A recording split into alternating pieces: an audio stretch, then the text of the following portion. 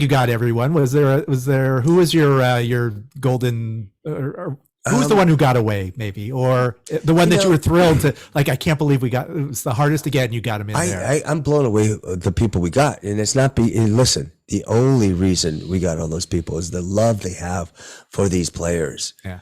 I mean, come on. Carole King says yes in 3 weeks. I'm in town. We'll do it then. And Linda Ronstadt, the fact that we went to Linda when she's as sick as she is in her, disease, and they brought us into her home. Yeah.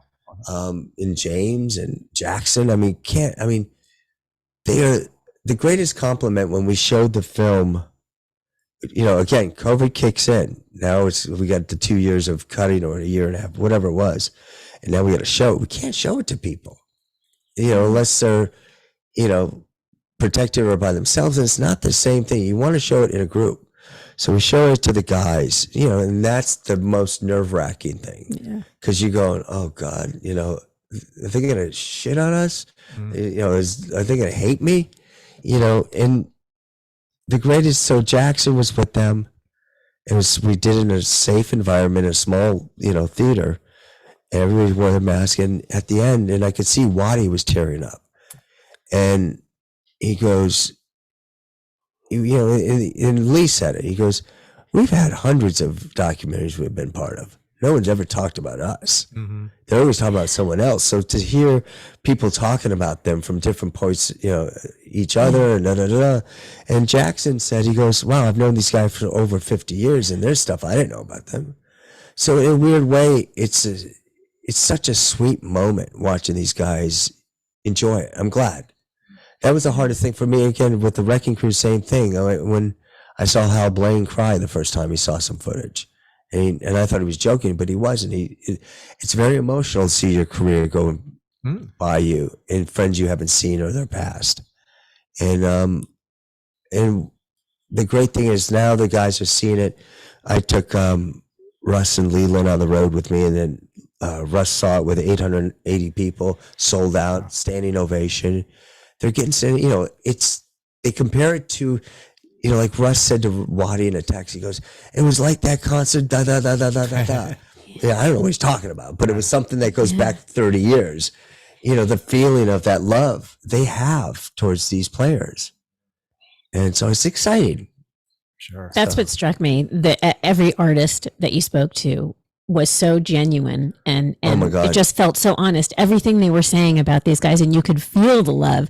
And I also imagine what you said about them, about the immediate family seeing the film. It's someone else documenting their lives from an unbiased perspective. I mean, I'm sure they have their own photo albums, videos, that kind of thing, but not as much as you think. It kills you sometimes. It's like, what do you mean you got no photos? They were too busy. Yeah. Thank God Leland had a lot. It's interesting, to compare the two, like the eras of Wrecking Crew and this. My father never went home with Brian Wilson or Sinatra or any of that. He was not on the road to bond with anybody. Yeah. They went in, they went out, they went in, they went out, they did their job. Now they might see each other a couple times a week. The difference is these guys are on the road for months at a time, 11 months sometimes, and you're in the buses together. So they're bonding with Carol and Linda and James and Jackson. They're friends. They are real friends. Not like, hey, my father was friends with, whatever, Yeah. But not really. Right, acquaintances, work acquaintances with some of the artists. And that's the difference, is these are real friends to them because they all grew up together. That's the, I always ask the, especially when the Wrecking Crew, I said, were you guys ever intimidated by the artist? Again, no, because everybody other than Sinatra, don't forget, these players, Hal and Dad and Don and Glenn and whatever, they're monsters.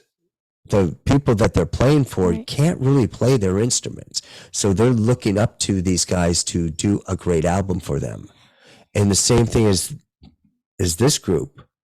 They only look up to them, oh my God, thank you for doing that lick, or Danny, that point of that where they talk about his opinion And he's very opinionated, and we go through the list of people talking about it.